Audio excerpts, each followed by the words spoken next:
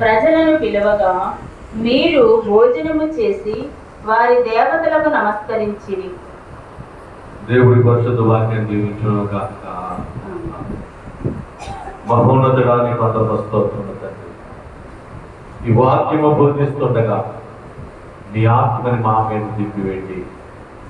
నీ దాసుడైన నన్ను నీ శిలువ సాటున మరుగుపరుచుకోండి. మీరే మా మధ్యకు వచ్చి మాతో మాట్లాడమని మంచి బోధకులైన యేసువారి నామం అడుగుతున్నాం తండ్రి. ప్రియమైన సహోదరి సోదరుడా, ఇక్కడ దేవుడు మాట్లాడుతున్న మాట ఇశ్రాయేలులు ఫిలిష్తీయులతో దిక్కుగా ప్రజలతో సాగరి ఆ స్త్రీలు తమ దేవతల బలులను ప్రజలను పిలవగా భోజనము చేసే వారి దేవతలను నమస్కరించిరి. ఇక్కడ ఇశ్రాయేలు ప్రజలు చాలా జాగ్రత్తగా, ఇశ్రాయేలు ప్రజలు లోకం నుంచి శ్రమల నుంచి విడిపించారు. దేవుడు విడిపించిన ఆ ప్రజలు అరణ్య మార్గంలో ప్రయాణం చేస్తూ ఉన్నారు. ప్రయాణం చేసేటప్పుడు యుద్ధాలు చేస్తున్నారు, జయిస్తూ ఉన్నారు. శత్రువులు అనుకున్నారు వీరిని ఎలా పడగొట్టాలి, ఇశ్రాయేలు ప్రజల్ని ఎలా పడగొట్టాలని ఒక ప్లాన్ చేస్తే అందులో ఒక తెలివైన వాడు ఇశ్రాయేలుని ఓడించడము మన తరం కాదు, ఎందుకంటే వారి పక్షాన దేవుడు ఉన్నాడు, వారి పక్షాన ఆయన యుద్ధం చేస్తాడు, మనం గెలవలేమని అంటే ఒక అతను సలహా చెప్పాడు. మరి ఏం చేయాలి అంటే ఇశ్రాయేలుతో పాపం చేస్తే, ఇశ్రాయేలుతో దోషం చేస్తే దేవుడే వాళ్ళని మొత్తుతాడని ఒక అతను సలహా ఇస్తే మోయాబురాల స్త్రీలు ఇశ్రాయేలు ప్రజలను ఆకట్టుకుని వారిని చెర చేసుకుని వారి దేవతను మొక్కి మరి వారికి నమస్కారం చేసేలా చేశారని. అప్పుడు యెహోవాకి దేవుడికి ఆగ్రహం వచ్చి వారి మీదకి తెగుళ్ళు రప్పించాడు. ఎందుకు ఏంటి తెగుళ్ళు, రోగాలు, భయంకరమైన రోగాలు నడిపించాడు. ఇప్పుడు మన కరోనా వచ్చింది, ఎవరైతే తెచ్చారు? అది దేవుడే. దేవుడు ఎందుకు తెచ్చాడంటే మనుషులు మాట్లాడట్లేదు. ఆయన మహిమ చూడాలని ఒకసారి ఏం చేసుకొచ్చాడు? కరోనా తీసుకొచ్చాడు. ఒక ప్రాంతానికి కాదు, ప్రపంచం అంతా వచ్చేసిందండి.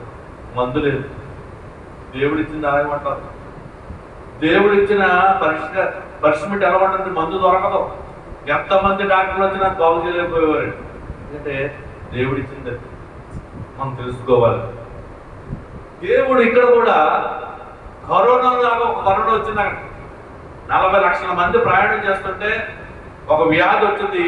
ఆ వ్యాధి వల్ల 24,000 మంది చనిపోయారు.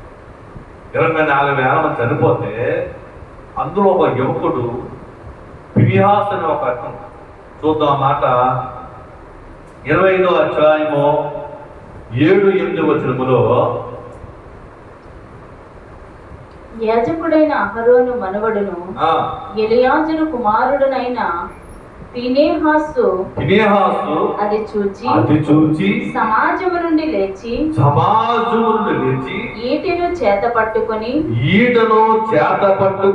పడక చోటికి ఆ ఇశ్రాయేలీని వెంబడి వెళ్ళి ఆ ఇద్దరిని అనగా ఆ ఇశ్రాయేలీని ఆ స్త్రీని కడుపులో గుండా దూసిపోవునట్లు పొడిచెను. అప్పుడు ఇశ్రాయేలులో నుండి తెగులు నిలిచిపోయెను. దేవునికి మహిమ కలుగును గాక. దేవుడు ఇక్కడ ఫినెహాసును వాడుకున్నాడు. ఇశ్రాయేలులో ఉన్న ఫినెహాసు ఎవరంటే అహరోను మనవడు. అహరోను ఎవరంటే యాజకుడు, అంటే పాస్టర్ గారు. దేవుడు వారికి ఇచ్చాడు ధన్యత. పాస్టర్ గారు కుమారుడు ఎవరంటే ఫినెహాసు. వీళ్ళు రోగములతో చచ్చిపోతుంటే ఫినెహాసు చేసిన కార్యం మనం చూద్దాం ఈరోజు. ఎలాగ ఆపగలిగాడు తెగుల్ని? ఎలా ఆపగలడు ఆ సమస్యని ఈరోజు మనం తెలుసుకుందాం. మన జీవితంలో కూడా అనేక సమస్యలు వస్తుంటాయి, మన కుటుంబంలో అనేక బాధలు వస్తుంటాయి. ఆ బాధను నువ్వు ఆపాలంటే, ఆ సమస్యను నువ్వు ఆపాలంటే నువ్వు చేయవలసిన పనులు. ఫినెహాసు ఏం చేశాడో నువ్వు అది చేస్తే నీ కుటుంబంలో వచ్చే తెగులు ఆగిపోతాయి, నీ కులామానికి వచ్చే తెగులు ఆగిపోతాయి, నీ కుటుంబంలో వచ్చే సమస్యను ఆపేస్తాడు దేవుడు. దేవుడు నీతో మాట్లాడుతున్నాడు, దేవుడు మనతో మాట్లాడుతున్నాడు. నువ్వు ఎలాగుంటే నీ కుటుంబంలో సమస్య పోతాయి. నీ ఎలాగుంటే ఎలాగ నువ్వు చేస్తే నీ కుటుంబంలో సంతోషం లేదో సమాధానం లేదో ఆ సమాధానం ఎలా పొందుకోవాలో దేవుడి రోజు చెప్తాడు. ఫినెహాసు లాగా మన గుణం ఉంటే నీవు నీ ఇల్లుని నీ కుటుంబాన్ని నువ్వు చక్కబెట్టుకుంటావు, సంతోషపెట్టుకుంటావు. ప్రియమైన సోదరు, సమస్య లేని కుటుంబం లేదు, సమస్య లేని కుటుంబం లేదు, బాధ లేని కుటుంబం లేదు. ఏదో ఒకటి ఉంటుంది మనిషికి. ఇక్కడికి వచ్చిన వారు అందరూ మరి అనేక మంది సమస్యలతో వస్తున్నారు, అనేక బాధతో వస్తున్నారు, రోగములతో. రోగముల మార్పివేయడానికి దేవునికి ఆ సార్లే కట్టాడు. ఒక సిస్టర్ గారు చేశారు. అనేక మంది మరి హాస్పిటల్కి వెళ్ళిపోతున్నారు. తండ్రి ప్రార్థన సార్ నడిపించుకో, వ్యాధులు తగ్గించేస్తారు. ఇక్కడ నీవు చేసే ప్రతి ప్రార్థన ఏ ప్రార్థన చేసండి? ఫినెహాసు చేసే ప్రార్థన, రోగములను మార్పిచేసే, తెగుళ్ళను మార్పిచేసే ప్రార్థన. ఫినెహాసు ఎలా చేసాడు ఈ ప్రార్థన? ఎలా ఆపగలిగాడు ఆ తెగుల్ని? భయంకరమైన తెగుల్ని వేల మంది చనిపోతుంటే ఎలా ఆపాడో రోజు మనం శ్రద్ధగా ఆలకిద్దాం. ఫినెహాసులో ఉన్న మొట్టమొదటి గుణము సంఖ్యాకాండము 25వ అధ్యాయము 13వ వచనము చూద్దాం ఒకసారి. సంఖ్యాకాండము 25వ అధ్యాయము 13వ వచనము. నిత్యమైన యాజక నిబంధనగా, అది నిత్యమైన యాజక నిబంధనగా అతనికి అతని సంతానములకు కలిగి ఉండును. ఏలయనగా అతడు తన దేవుని విషయమందు ఆసక్తి గలవాడై ఇశ్రాయేలీయుల నిమిత్తము ప్రాయశ్చిత్తము చేసెను. చూసారంటే దేవుడు ఇక్కడ అంటున్నాడు, ఫినెహాసు ఎలా ఉన్నాడట? దేవుని విషయంలో ఆసక్తి గలవాడు ఉన్నాడట. ఎలా కలిగాడు? దేవుని యందు ఆసక్తి గలవాడు ఉన్నాడట. నీవు నీ కుటుంబంలో నీవు దేవుని విషయంలో ఆసక్తి కలిగుంటే దేవుడి పక్షాన కార్యం చేస్తాడు. నువ్వేది మోకరించి ప్రార్థన చేస్తా కార్యం చేస్తాడు. ఫినెహాసు మొత్తం లక్షణం ఏంటంటే దేవుని మీద ఆసక్తి. ఆసక్తి అంటే ఏంటి? దేవుని కోరుకుంటూ ఆసక్తి అంటే త్వరపడి దేవుని దగ్గర రాదు, తొందరపడి దేవుని దగ్గర రాదు. దేవుని ఆశ కలిగి ఉండటం ప్రతి విషయంలో. ఇప్పుడు ఒకప్పుడు వెళ్తామని అది వేరు. ఆసక్తి కలిగి సమయానికి దేవుని దగ్గర రావడం అన్నది ఆసక్తి. ఏంటంటే ఆసక్తి కలిగి నువ్వు ప్రార్థన చేయడం ఆసక్తి. ఆసక్తి అంటే నీలో తొందరపాటు, నీలో త్వరపడదు, తొందరగా వెళ్ళిపోవడం సమయం వెళ్ళిపోయింది, అది ఆసక్తి. ప్రియమైన సోదరుడా, ఈరోజు ఆసక్తి కలిగి ఉన్నాడు కాబట్టి ఆ తెగులు ఆగిపోయింది. దేవుడు చూశాడు. దేవుడు హృదయం ఎరిగిన దేవుడు, పైరూపం చూసే దేవుడు కాదు. నువ్వు ఆసక్తితో చేస్తున్నావా ప్రార్థన, అత్యాసక్తితో చేస్తున్నావా లేదా పొడి ప్రార్థన, దేవుడు తెలుసు. నీకు నాకు తెలియకపోవచ్చు. ఇక్కడ మోకరించి మన ప్రార్థన ఆసక్తితో చేస్తున్నామా లేకపోతే పొడి ప్రార్థన చేస్తున్నామా పక్కడు తిరిగిపోదు. కానీ ఆయన మాత్రం నువ్వు చేసే ఆసక్తి ప్రార్థన చేస్తే దేవుని కార్యం చేస్తాడు. ఏంటి ఆసక్తి చేసే ప్రార్థన ఏమి నెరవేరాయి అంటే, సోదరుడా, ఇక్కడ ఇలియాజరు మరి ఏలియా శిష్యుడు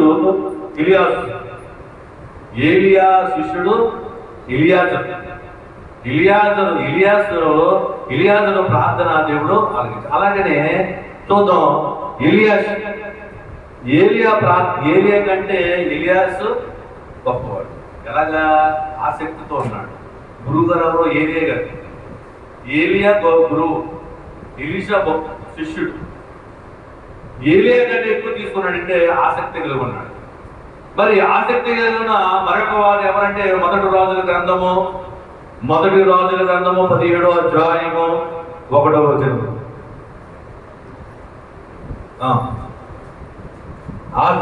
అంతట గిలాదు కాపురస్తుల సంబంధియును తిష్బీయుడునైన ఏలియా అహాబునొద్దకు వచ్చి, ఎవరి సన్నిధిని నేను నిలవబడి ఉన్నాను, ఇశ్రాయేలు దేవుడైన ఆ యెహోవా జీవముతోడు నా మాట ప్రకారమే గాక ఈ సంవత్సరములో మంచైనను వర్షమైనను పడదని ప్రకటించారు. ఇక్కడ ఏలియా ప్రార్థన చేస్తున్నారు. ఏం ప్రార్థన చేస్తున్నారు? నేను ఎవరి సన్నిధిలో నిలబడి ఉన్నాను? దేవుని సన్నిధి, జీవము కదా, దేవుని సన్నిధిలో నిలబడమా. మరి ఎక్కడ నిలబడి ఉన్నావు? జీవము గల దేవుని సన్నిధిలో ఉన్నావు.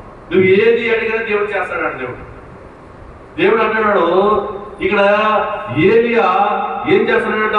అహాబు దగ్గరికి వచ్చి, నేను ఎవరు అనుకున్నావు? దేవుని సన్నిధిలో నిలబడిన దేవుని ప్రవక్తనే, దేవుని సన్నిధిలో నిలబడినాను నేను అని దేవుడితో అక్కడ అహాబుతో మాట్లాడుతున్నాడు. అత్యాసక్తితో ప్రార్థన చేశాడు. ఏం చేశాడండి దేవుడు? 3.5 సంవత్సరాలు వర్షం లేకుండా చేసాడు. దేవుడు ప్రకృతిని ఆపించేశాడు. దేవుడు ఎవరి వల్ల? ఏలియా ఎవరి సన్నిధిలో నిలబడి ఉన్నాను?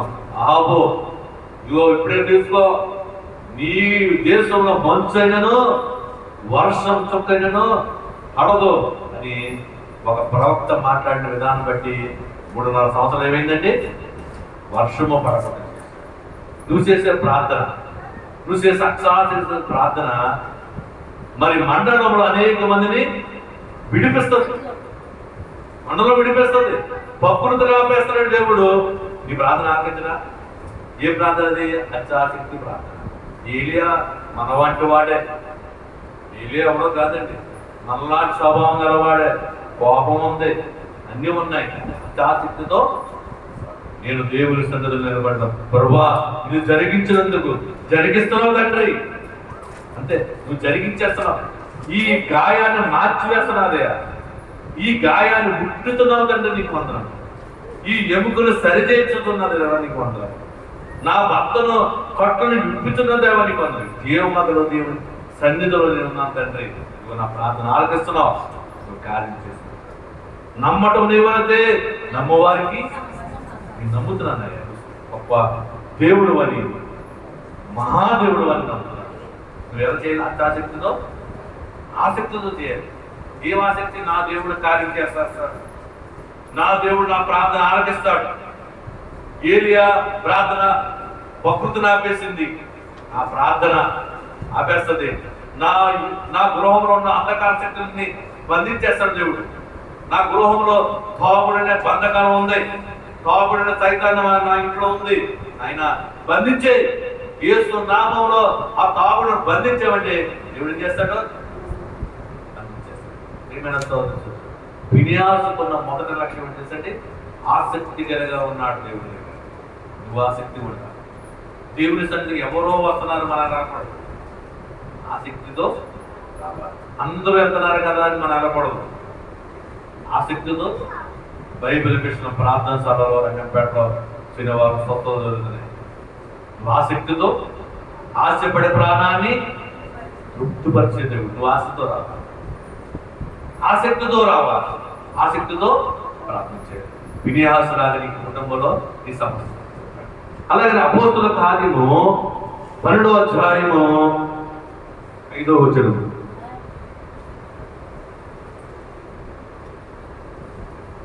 చూద్దాం. అపోస్తుల కార్యము 12వ అధ్యాయం. పేతురు చెరసాలలో ఉంచబడెను. సంఘమైతే అతని కొరకు అత్యాశక్తితో దేవునికి ప్రార్థన చేస్తుండగా. చూసారండి, ఇక్కడ ఏమంటున్నాడు? ఇలా చూడాలి. మనం దేవుని వాక్యం శ్రద్ధగా వినాలి. వినువాడు గైకునవాడు ధన్యుడు. మనం ఏం చేయక్కర్లేదు, ఇలా చూడాలి. బైబిల్ కూడా చూడక్కర్లేదు. ఎందుకంటే ఒక ఆవిడతో సంస్కృతంగా నువ్వు దేవుడు వాక్యం ఇంటే చాలు, నువ్వు దేవుడు నీ కార్యం చేస్తాడు. వాక్యమే అన్నింటినీ చేస్తాడు. ఈ వాక్యమే నన్ను బ్రతికించెను, బాధలలో నెమ్మదినిచ్చెను. నీ వాక్యమే నన్ను బ్రతికించెను, బాధలలో నెమ్మదినిచ్చెను. జిగట గల భూమి నుండి లేవనెత్తెను, సమతల మగు భూమిపై నన్ను నడిపెను. జిగట గల భూమి నుండి లేవనెత్తెను, సమతల మగు భూమిపై నన్ను నిలిపెను. నా పాదములకు దీపమాయెను, నా పాదములకు దీపమాయెను. సత్యమైన మార్గమందు నడుపుచుండెను, సత్యమైన మార్గమందు నడుపుచుండెను. నీ వాక్యమే నన్ను బ్రతికించెను, ప్రార్థనలో నెమ్మదినిచ్చెను. దేవునికి మహిమ కలుగును గాక. ఆమేన్. ప్రియమైన సహోదరి సోదరుడా, ఈరోజు ఫినెహాసు ఆ ఇశ్రాయేలుకు వచ్చిన తెగులు ఎలా కాపాడు మనం చూస్తున్నాం. మొట్టమొదటిగా ఆయన ఆసక్తి కలిగిన వాడిగా ఉన్నాడు. ఎవరి మీద? దేవుని మీద. అందరికీ దేవుని మీద ఆసక్తి కలిగి ఉంటారు. చాలా మంది ఆసక్తి కలిగి ఉంటారు. దేవుని ఉంటారంటే టీవీల మీద ఆసక్తి కలిగి ఉంటారు. సరే, మాటలు మాట్లాడుతుంటే వాళ్ళ దగ్గరికి చేర్చారు కూర్చుని మాటలు ఏదైనా ఆసక్తి. ఏంటంటే చాలా మంది చేసేది ఆసక్తి దేవుని ఉండదు. ఈడుకుంటే లోకం మీద ఉంటుంది, లోకంలో ఉన్న టీవీ మీద ఉంటుంది. నలుగురు మాట్లాడుతుంటే ఏం మాట్లాడుతున్నారో అని కూర్చుని వంట కూడా మర్చిపోయినట్టుగా అంత ఆసక్తిగా ఆ మాటలు పెట్టుకుంటారు.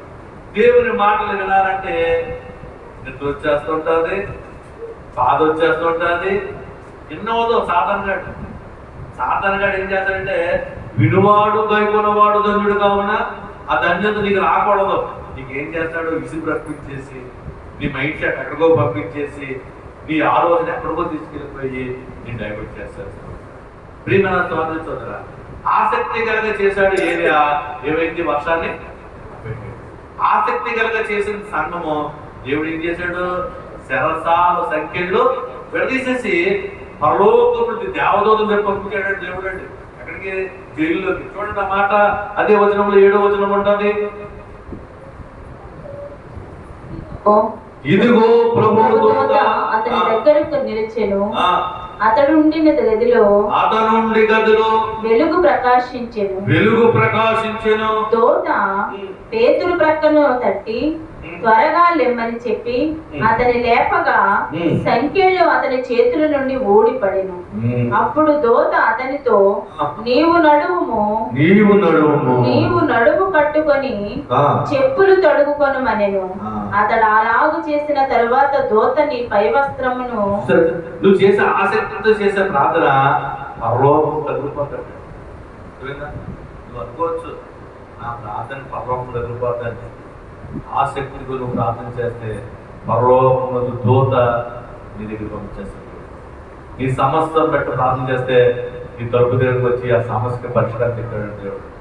నువ్వు చేసే ఆసక్తి ఒక గదిలో చేస్తున్నారు సంఘం. సేవకుడు ఎక్కడున్నాడో జైల్లో ఉన్నాడు. జైల్లో ఉంటే ఆసక్తిగా చేసిన ప్రార్థన దేవుడు దూతని జైల్లో పంపించి పేతురు చేయించుకుని నడిపించి తీసుకొచ్చేస్తున్నారు. అంటే తీసుకొచ్చి ఎక్కడ చేస్తున్నారో ప్రార్థన అక్కడ గుమ్మగడికి వచ్చి తలుపడుతున్నాడంట పేతురు. రోజేరు చిన్నదొచ్చి చూసి అయ్యా ఎవరంటే నేను అని మాట అంటే ఆ రోజే ఆ మాట విని నా సేవకుడు వచ్చేసాడు. ఆ ప్రార్థన సరే నువ్వు చేసే ప్రార్థన నీకు సమస్యను నీ సమస్య పరిష్కారం తలుపు పడతా నీ గుమ్మం దగ్గరకు వచ్చేస్తుంది సార్ పరిష్కారం. నువ్వేం చేస్తావు? అత్యాసక్తితో వినిహాసం మొట్టమొదటిగా గుణం ఏంటంటే అత్యాసక్తిగా కలిగివాడు. అత్యాసక్తి అంటే అత్యాసక్తితో ప్రార్థన చేయటం, ఆసక్తితో మందిరానికి వెళ్ళటం, ఆసక్తితో నువ్వు మోకరించి ప్రార్థన చేయడమే దేవుడు చూస్తాడు. దేవుడు ఉదయం ఎరుగుతాడు. అందుకనే దేవుడి దగ్గర వేషధారిగా మనం ఉండకూడదు. ఓన హృదయంతో ప్రార్థన చేయాలి. ఈ ప్రార్థనే నీకు మూలం.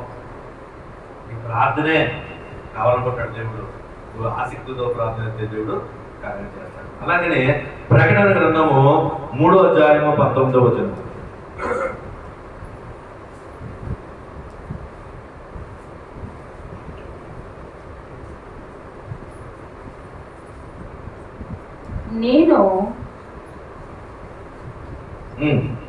నేను ప్రేమించు వారిని అందరినీ గద్దించి శిక్షించుచున్నాను గనుక నీవు ఆసక్తి కలిగి మారు మనసు పొందుము. ఆసక్తి కలిగి మారు మనసు పొందుము. మారు మనసు అంటే ఏంటి? ఆసక్తి కలిగి మారు మనసు పొందాలి. మారు మనసు అంటే ఏంటి? మారు మనసు అంటే గతంలో నువ్వు చేసే పనులు చేయకుండా ఉండటమే మారు మనసు అంటే. నీకు తెలిసిపోతుంది నువ్వు అబద్ధం ఆడాలన్నా ఆడలేదు, ఏంటంటే గొప్పకి చిన్న మాటలన్నా అనలేదు. అదే మారు మనసు. మారు మనసు అంటే నువ్వు రూపం మార్చుకుంటమే కాదు, కానీ నువ్వు హృదయం మారిపోతుందంటే నువ్వు కోపం ఉన్నావు, నువ్వు శాంతిగా మారిపోతావు. ఆసక్తితో నువ్వు మారు మనసు అయ్యా నా మారు మనసు పడ్డాయని దేవుని మొట్టమొదటి. రెండవది ఏమి కలిగి ఉన్నాడు? దినవృత్తాంతములు 9వ అధ్యాయము 20వ వచనము.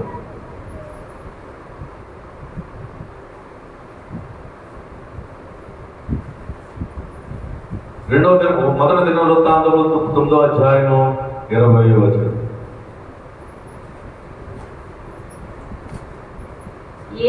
ఎలియాజరు కుమారుడైన ఫినెహాసు మునుపు వారి మీద అధికారి అయి ఉండెను. యెహోవా అతనితో ఉండెను. అతనితో కూడా ఉండెను. అతనితో కూడా ఉండను. ఫినెహాసుకి దేవుడు తోడుగా ఉన్నాడు. ఎందుకు తోడుగా ఉన్నాడు? ఆసక్తిగా ప్రార్థన చేస్తున్నాడు కాబట్టి దేవుడు ఏం చేస్తున్నాడు? తోడుగా ఉన్నాడు. ప్రియమైన సోదరుడా, ఇక్కడ దేవుడు తోడుగా ఉంటే ఏం జరుగుతుంది అంటే, ఇక్కడ మోషేని చూద్దాం, నిర్గమకాండము చూద్దాం. మన జీవితంలో విజయం సాధించాలంటే మనకు ఎవరు తోడుగా ఉండాలండి? దేవుడే తోడుగా ఉండాలి. ప్రియమైన దేవుడు తోడుగా ఉంటే నువ్వు దేవునితో ఉండాలి. దేవుని మందిరంలో ఆసక్తిగా నువ్వు రావాలి. దేవుడికి తోడుగా ఉండాలంటే నువ్వు ఎలా ఉండాలంట? మందిరంలో ఉండాలి. దేవుని దగ్గరికి ఆసక్తితో రావాలి. అప్పుడే నీకు తోడుగా ఉంటాడు. నాకు తోడుగా ఉంటాడంటే నువ్వు తోడుగా ఉండాలంటే నీతో ఫ్రెండ్షిప్ చేయాలంటే నీలోని ఆయన గుణం నచ్చాలి, నీ గుణం నచ్చాలి. ఆయన ఏమడుతున్నాడో ఆసక్తిగా నా దగ్గర రా, ఆసక్తితో నా మందిరాన్ని రా, ఆసక్తితో నాతో మాట్లాడు. ప్రార్థన అంటే ఏంటి? దేవుడితో మాట్లాడు. వాక్యం అంటే ఏంటి? దేవుడు మనతో మాట్లాడు. ఇప్పుడు 7 ప్రార్థనలు మన ఆయనతో మాట్లాడు. ఇప్పుడు ఆయన నీతో మాట్లాడుతున్నాడు. ఏం మాట్లాడుతున్నాడు? నీ ఇంట్లో సమస్య పోవాలంటే, నీ ఇంటిలో కార్యాలు అవ్వాలంటే, నీ ఇంటిలో ఒక భయంకరమైన స్థితి ఉంది అది పోవాలంటే ఫినెహాసు గుణంలాగా ఉండాలి. ఫినెహాసు మొదటి గుణం ఏంటి? ఆయన ఎలా ఉన్నాడు? ఆసక్తి గలవాడిగా ఉన్నాడు. దేవుడు అంటే ఇష్టముగా ఉన్నాడు. నాకు దేవుడే ముందు తప్ప ఇది ఏది కాదని ఆసక్తితో దేవుడి దగ్గరికి వస్తున్నాడు. రెండోది దేవుడితో ఉన్నాడు. దేవుడితో ఉన్నాడు కాబట్టి ఆయనకి దేవుడు తోడుగా ఉన్నాడు. దేవుడు తోడుగా ఉంటే నీకు జీవితంలో ఎన్ని విజయాలు. ఎందుకంటే మనుషులు తోడంటే మనం ఏం చేయలేం. లేదండి, నా మనుషులు మాకు మా అమ్మాడు తోడుకున్నారండి. మీ అమ్మాడు నువ్వు అనుకోలే, నీ సమస్య రానుకోలే, సమస్య వస్తే అమ్మ నువ్వే చూసుకుంటారు. అంతే కదా. ₹1,00,000 సమస్య వచ్చిందని మీ అమ్మగారిని మాట్లాడుతుందా?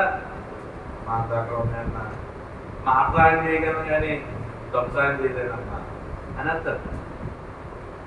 మనుషులు తోడుంటే నీకేమి కాదు, కానీ దేవుడు తోడుంటే నువ్వు ఏమన్నా ఏదైనా సాధించాడు. ప్రియమైన సోదరుడు, అయ్యా నీకు నా తోడు కావాలంట. అయ్యా ఆసక్తి కలగొట్టే నువ్వు తోడుగా ఉంటావు. నిర్గమకాండము చూద్దాం. 3వ అధ్యాయము 11-12 వచ్చింది. మోషే నేను ఫరో యుద్ధకు వెళ్ళుటకును ఇశ్రాయేలీయులు ఐగుప్తులో నుండి ఉమ్. తోడుకుని పోవుటకును ఉమ్. ఎంతటి వాడనని ఆ. దేవునితో అనగా దేవునితో అనగా ఇక్కడ ఆయన నిశ్చయముగా ఆ. నేను నీకు తోడై ఉందును. ఆయన నీకు నిశ్చయముగా నీకు తోడే ఉంటాడు. ఉందును. మోషే ఏమన్నాడు? అయ్యా నేను ఎంత వాడినండి ప్రార్థన చేయడానికి. నువ్వు అనుకోవచ్చు నాకు ప్రార్థన రాదయ్యా, నేను ఎంత వాడిని అనుకోవచ్చు అని అన్నాడు. నీకు తోడే ఉంటాను, నువ్వు చేయి ప్రార్థన. నీకు నేను తోడే ఉంటాను, నువ్వు చేయి ప్రార్థన, నీ వంటి కార్యం చేస్తాను. మోషేకి తోడుగా ఉన్నాడు. ఐగుప్తులో 10 కార్యాలు చేశాడు, మార్పు కార్యం. ఏం చేశాడు? నీరుని రక్తంగా మార్చేశాడు. ఆ ఐగుప్తు దేశంలోకి కప్పలన్నీ వచ్చేసాయి. ఆ ఐగుప్తు దేశంలో ఏమొచ్చాయి? తలలో పేరు వచ్చేసాయి. ఏంటి? ఆ ఐగుప్తు దేశంలో ఇంకేమొచ్చాయి? ఉడుపులు వచ్చాయి, అంటే గుళ్ళు. అలాగనే అనేక విషయాలు చేసేసాడు అక్కడ దేవుడు. దేవుడు ఏమన్నాడు? నీ తోడే ఉన్నా, నువ్వు వెళ్ళు. మోషే నేను ఎంత వాడిని తండ్రి అంటున్నాడు, నీకు నేను తోడే ఉంటాను, నువ్వు వెళ్ళు. ప్రియమైన సోదరుడా, దేవుడికి తోడే ఉంటే ఎన్ని కార్యాలు చేస్తావు, ఎన్నెన్న కార్యాలు చేస్తావు. నీ ప్రార్థనే ప్రార్థన పరిస్థితులు మార్చు. నీ ప్రార్థన స్థితులు మార్చేది ఏంటంటే ఇక్కడ సింహాసనం వేసాం. నేను దేవుడు నీకు చెప్పాను అనేక సాక్ష్యాలు. నేను గ్రామాల్లో తిరుగుతున్నాను, నన్ను ఎలా రక్షించుకున్నాడో దేవుడు, నేను ఎలా దేవుళ్ళకి వచ్చానో నేను క్షుణ్ణంగా చెప్తాను. ఈ సింహాసనం వేసింది ఎందుకంటే ప్రజలను రోగమును తీసివేయడానికి. ఆయన స్వస్థపరచు యెహోవా వస్తున్నాడు.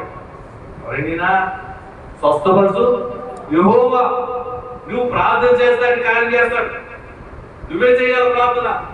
ఎందుకు మీతో నేను చేస్తున్నానంటే మీ కార్యం అవ్వాలని, మీ కుటుంబంలో కార్యాలు అవ్వాలని, మీ బిడ్డల కార్యాలు అవ్వాలని, మీ జీవితంలో కార్యాలు అవ్వాలని నువ్వే చేయమన్నా ప్రార్థన. నీ ప్రార్థన ఆలకిస్తావు. దేవుడు ఏమన్నాడు? నన్ను చూపించు, నన్ను చూపించు. నేను రోజు చూస్తున్నాను వాళ్ళని. నన్ను చూసి ప్రార్థన చేసే వారికి నీ కార్యాలు నేను చేస్తున్న ప్రార్థన నువ్వు మౌనం ఉన్నావు అనుకో, నాకు అనిపిస్తుంది అప్పుడు నీ ప్రార్థన ఆపేస్తాను. నువ్వే చేస్తావు ఇంకో ప్రార్థన. ఏం చేస్తాడో దేవుడు నాకు ఇచ్చిన దర్శనం అది. నేను చూస్తున్నాను, నన్ను చూపించు, నన్ను చూసి ప్రార్థన చేసే వారికి కార్యాలు చేయి. దేవుడు తోడుగా ఉంటే దేవుడు కార్యాలు చేస్తాడు. మరి మొన్న రోజు మన యేసుబాబు ప్రార్థన చేయమన్నాడు. హాస్పిటల్కి వెళ్తున్నాడు. హాస్పిటల్కి వెళ్తూ గుమ్మగాడు ఉన్నాడట. గుమ్మగాడు ఉండి ప్రార్థన చేయమన్నాడు. ఏంటంటే అయ్యగారు లోనికి వెళ్తున్నానండి, ఎంఆర్ఐ స్కాన్లోకి వెళ్తున్నాను, నా భయం వేస్తుందండి సార్ ప్రార్థన చేస్తున్నాను. అది ఎవరు నేను యేసు చెప్పవా, నా భయం వేసేస్తున్నాను, ఏం చేస్తున్నాడు, కంగారు పడదు అని అక్కడే ప్రార్థన చేసి నీ గాయాన్ని మార్చేస్తున్నాడు దేవుడు. అంటే మందుతో నయం చేసేలాగా ఆపరేషన్ లేకుండా చేసేస్తున్నాడు అని ప్రార్థన చేశాను లేదా? ఆమెనన్నాను. ఆమెనంటే అవును అని లెక్క. ఆమె అను అన్నాను.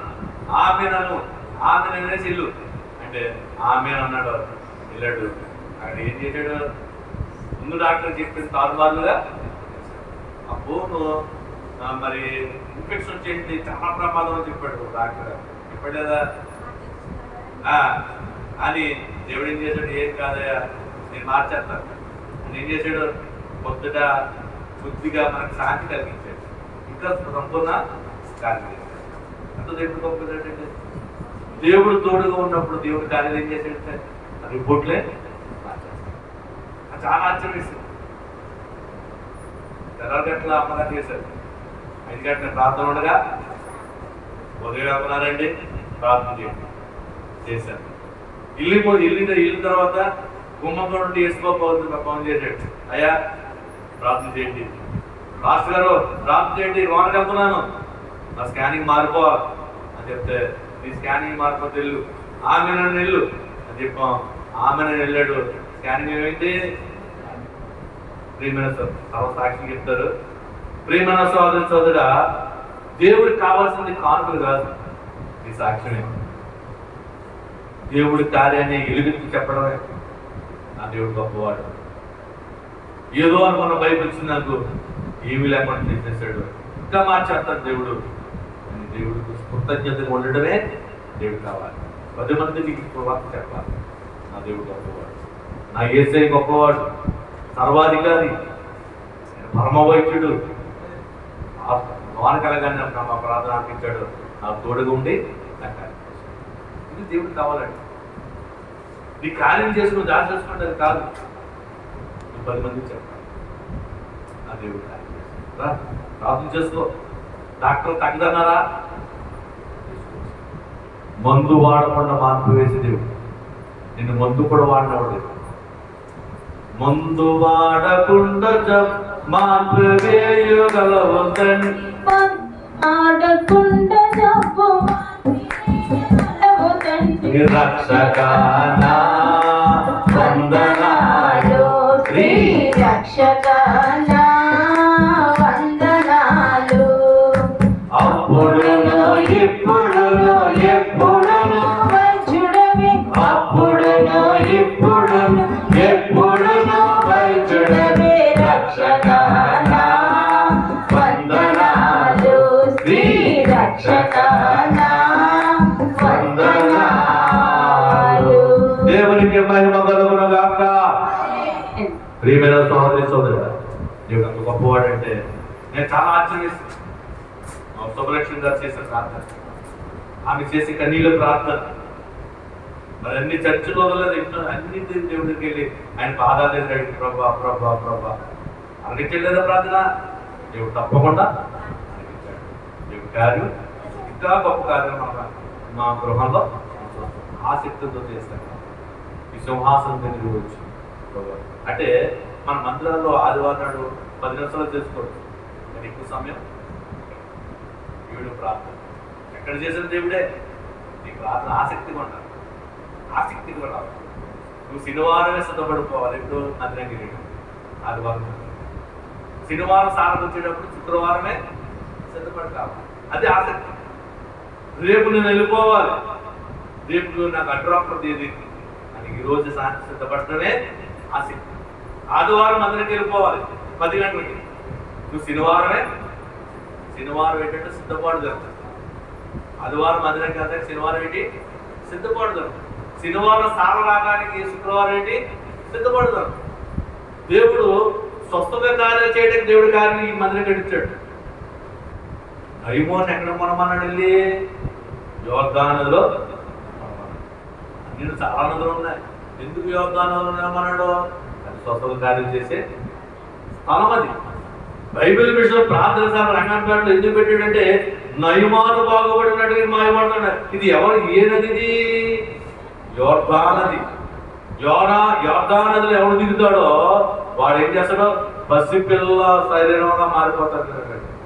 అంటే నీ రోగములు మారిపోతాయి, నీ సమస్యలను దేవుడు తీసివేసి నేను మహిమకరంగా మార్చేస్తాడు. ప్రియమైన సోదరు సోదర, దేవుడి దర్శనముతో మనం ఈ మందిరంలో ప్రార్థన చేస్తాం. దేవుడు తోడుగా ఉంటే మోషేకి ఏం చేసండి 10 అద్భుత కార్యాలు చేశాడు. ఇక్కడ యెహోషువకు తోడుగా ఉన్నాడు. యెహోషువ గ్రంథము 1వ అధ్యాయము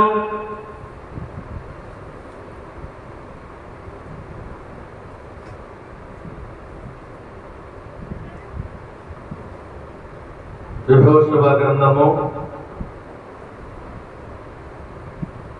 అధ్యాయం 5వ వచనం.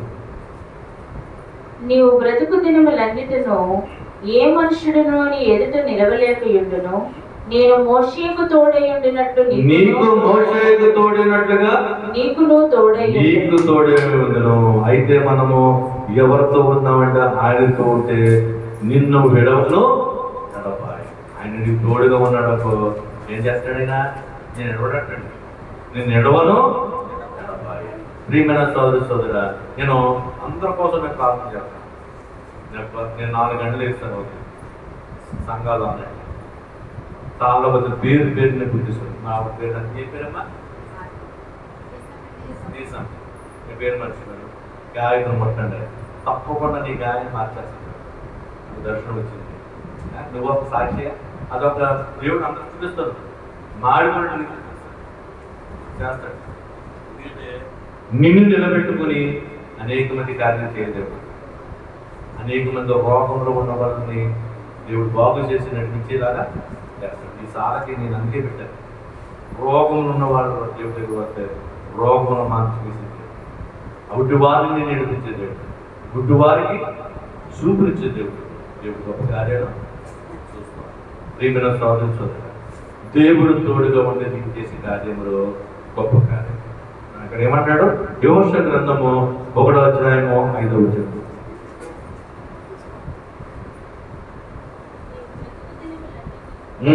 ఏ మనుషుడును నీ ఎదుట నిలవలేకయుండును.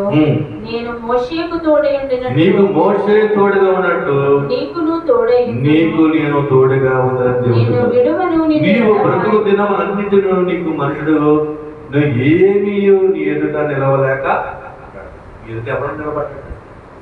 ఏసయ్య నీ తోడుగా ఉంటే ఏ సాతాన గడ్డి దగ్గర నిలబడలేడు. సాతాన పో అంటే ఏమవుతుంది? పోతుంది. సాతాన్ అంటే ఏంటి? ఒక రోగమే ఒక సాతాను, ఒక తాగుడు వ్యచనమే ఒక సాతాను. సాతాన్ అంటే ఏంటంటే చెడు వ్యచనప్పుడు చూసేదే సాతాన్ అండి. ప్రియమైన సోదర ఇక్కడ దేవుడు చెప్తున్నాడు, ఏ వ్యక్తి నీ మీద నిలబడ్డాడంటే ప్రియమైన దేవుడు తోడుగా ఉంటాడు. ఎప్పుడు తోడుగా ఉంటాడో ఆసక్తిగా నువ్వు దేవుని మందికి వస్తాడు, ఆసక్తిగా దేవుని సాగపరుస్తాడు. దేవుడికి తోడుగా ఉంటాడో, దేవుడు తోడుగా ఉంటే ఏ వ్యక్తి ఏ సమస్య నీ దగ్గర నిలవలేదు. సమస్య వస్తాయి, అవసరం అందరి మీద వస్తున్నాట్లేదా? వస్తుంది. సమస్యలు కలిసి మాత్రం సమస్యలు రావా? వస్తాయి. వచ్చినా సరే నిలబడవు, వచ్చినా నిలబడవు, వెంటనే పంపించేస్తాడు దేవుడు. నీతి మందులకు ఆపదలు అనేకము వచ్చినను వారిన్నింటి నుండి నేను తప్పించేస్తాను. నీతి మందుల మీదకి వస్తాయి, నా బిడ్డల మీదకి ఆపదలు వస్తాయి, సమస్యలు వస్తాయి, కానీ అన్నింటి నుంచి నేను తోడుగా ఉంటాను. నీ ఎదురుగా కానీ నీ పక్కన ఎవడో నిలబడలేడని దేవుడు చెప్తాడు. ప్రియమైన సోదర యెషయా గ్రంథము 41వ అధ్యాయము 10వ వచనములోని ఒక మాట ఉందండి.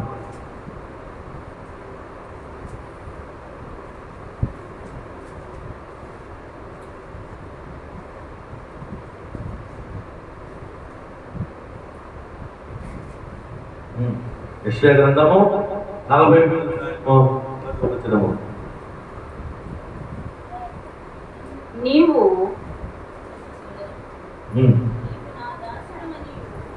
నా దాసుడవనియు నేను నిన్ను ఉపేక్షింపక ఏర్పరచుకొంటిననియు నేను నీతో చెప్పి ఉన్నాను. నీకు తోడై ఉన్నాను. భయపడకుము.